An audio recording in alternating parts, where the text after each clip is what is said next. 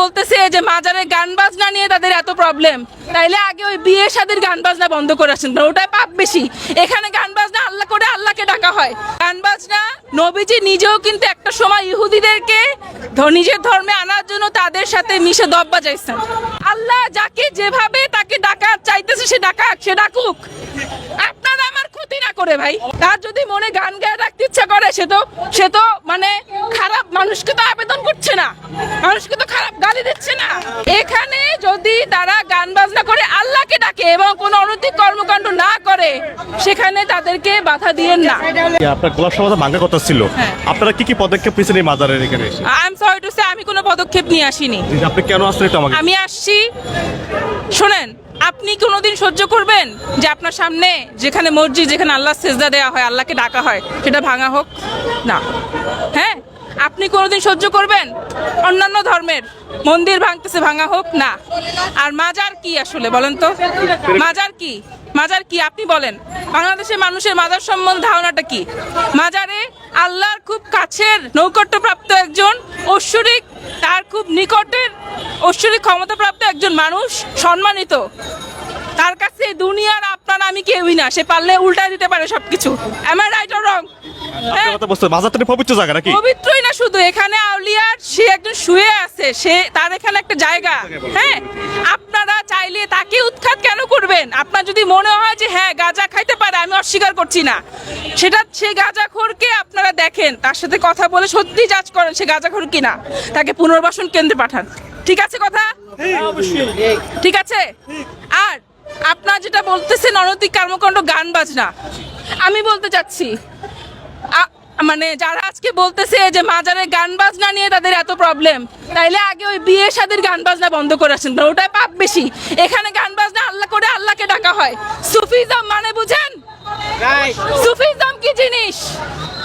সুফিরা সবসময় যেমন নামাজ পড়তো, তেমনি তার যখন কান্না করে আল্লাহকে গান গেয়ে ইভেন সুর দিয়ে তাকে ডাকার ইচ্ছা করতো, তখন সে ডাকতো। একটা কথা বলি, মুসা আলাইহিস সালাম একদিন যাচ্ছিলেন, তখন একটা কাক দেখতেছে ইয়াকুরু ইয়াকুরু বলতেছেন। হ্যাঁ, তখন বললো তুমি ইয়াকুরু ইয়াকুরু কেন বলো? তুমি তো ইয়া আল্লাহু বলবা, তোমার স্রষ্টার নাম ইয়া আল্লাহু। হ্যাঁ, সেটা শিখায় দিয়ে সে আল্লাহর সাথে কথা বলতে আসছে। সবাই জানে মুসা আলাইহিস সালামের ডেইলি কয়বার আল্লাহর সাথে কথা হইতো। তখন আমার আল্লাহ বলছে কি জানেন? ও মুসা, তুমি আমার কাককে কি শিখাইছো? ও তো ইয়াকুরুতেই, ও যে ইয়াকুরু সুরে ডাকতেছিল, আমি তো তাতেই খুশি। ও কি আল্লাহু ডাকার দরকার নাই, ও এখন ইয়াকুরু বলছে, ইয়া আল্লাহু বলছে, ও কি ইয়াকুরু শিখাই দিয়ে আসো। দ্যাট মিন্স আল্লাহ যাকে যেভাবে তাকে ডাকা চাইতেছে সে ডাকাক, সে ডাকুক, আপনারা আমার ক্ষতি না করে ভাই। অবশ্যই তার যদি মনে গান গায়ে রাখতে ইচ্ছা করে সে তো মানে খারাপ মানুষকে তো আবেদন করছে না, মানুষকে তো খারাপ গালি দিচ্ছে না, মানুষকে তো একটা ছেলে মেয়েকে তো সে কোনো কিছু খারাপ ভাবে বলতেছে না। কিন্তু এখনকার যুগের যে ধরনের গান আমরা শুনি, অশ্লীল গান, সেগুলো তো শেখাচ্ছে না।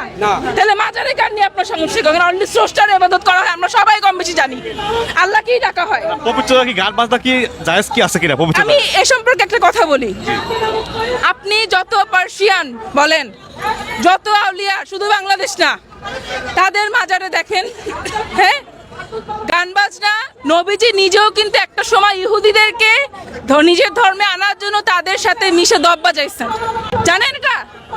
হ্যাঁ, কিন্তু শোনেন, গান বাজনা যদি আস্তে ধীরে দব বাজায় হলো, যদি স্রষ্টাকে ডাকেন সেখানে থেকে, সেটা ভালো নাকি আগে সিনেমা হল কিংবা নষ্ট গান বন্ধ করা ভালো? কোনটা আপনি বলেন এবার? আপনি বলেন।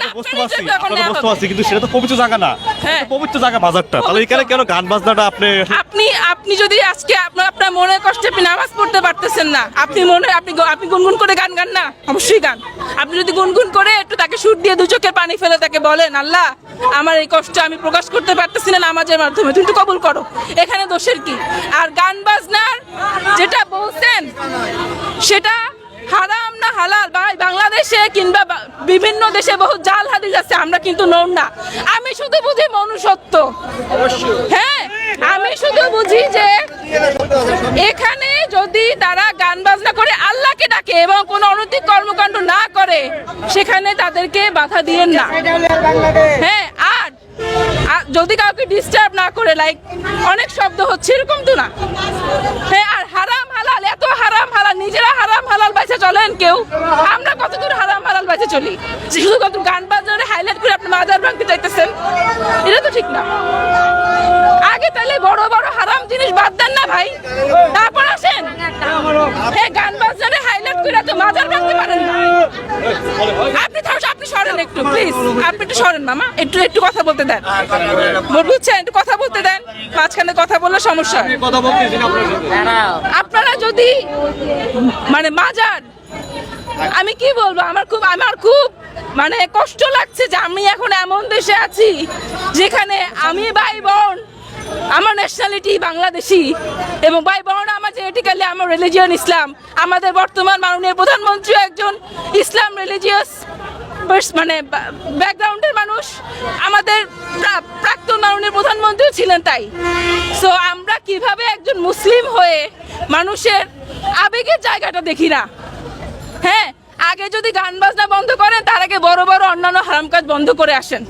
কিন্তু গান বাজনা আর বলছেন কি অনৈতিক কর্মকাণ্ড আর গাঁজা কিংবা এইসব, এগুলা বন্ধ করেন, কিন্তু মাজারে হাত দিলে ভাই চলবে না, মাজারে হাত দিলে কেউ চুপ থাকবে না। হ্যাঁ, কারণ আমি একটা কথা বলি, আপনারা অনেকে হয়তো বলতে পারেন মাজারে সব পাগল এসে ঘুমায় থাকে। আমি এটার উত্তর দেই, একটা মানুষ যখন পাগল হয়ে যায় তার ফ্যামিলি তাকে দেখে না। হ্যাঁ, আপনি দেখেন সে মসজিদের সামনে ঘোরাফেরা করলে তাকে ঢুকতে দিবে না, মন্দিরের সামনে ঢুকতে দিবে না, সে তার একটা জায়গা খোঁজে, এখানে এসে বসে থাকে, ঘুমায় থাকে।